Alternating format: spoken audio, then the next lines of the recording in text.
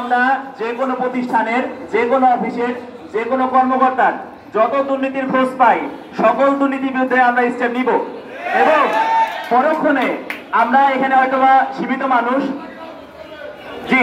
আমরা এখানে সীমিত মানুষ, আমরা আস্তে আস্তে আমাদের মানুষের ঢল আরো বৃদ্ধি করব এবং আমরা জড়ো হয়ে এই ঘোষণা দিয়ে দিব যে ফরিদপুরে আর কোনো দুর্নীতি সহ্য করা হবে না, ফরিদপুরে আর কোনো আতঙ্ক থাকবে না। এই যে সরকারি যত অফিস আদালত, এটা হবে জনগণ বান্ধব, যখন জনগণ আসবে সেবা নিবে, সন্তুষ্ট হয়ে যাবে। এখানে যারা উপস্থিত হয়েছেন সকলে আমার প্রতি কৃতজ্ঞতা ঘোষণা করে আমার পক্ষ থেকে কৃতজ্ঞতা ঘোষণা করে আমার বক্তব্য শেষ করতেছি।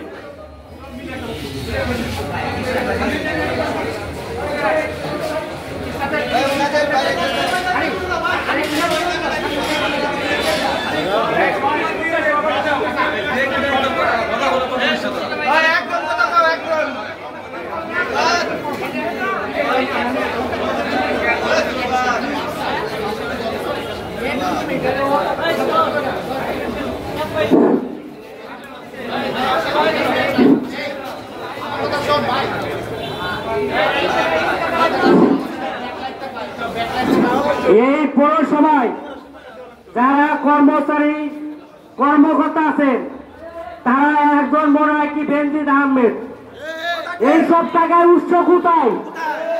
একজন তৃতীয় চতুর্থ শ্রেণীর কর্মকর্তা, তাকে বাড়ি গাড়ি এই ফরিদপুরে আলাপ নাই, এইগুলা আমার আপনার টাকা, এই জবাব আমরা নিবই এবং ফরিদপুর পৌরসভাকে দুর্মুক্ত করে ছাড়বো। যতক্ষণ পর্যন্ত দুর্মুক্ত না করতে পারবো ততক্ষণ আমাদের আন্দোলন কর্মসূচি চলবে। তো এই মুহূর্তে আমাদের এটা বক্তব্য দিবেন মেহেদি ভাই।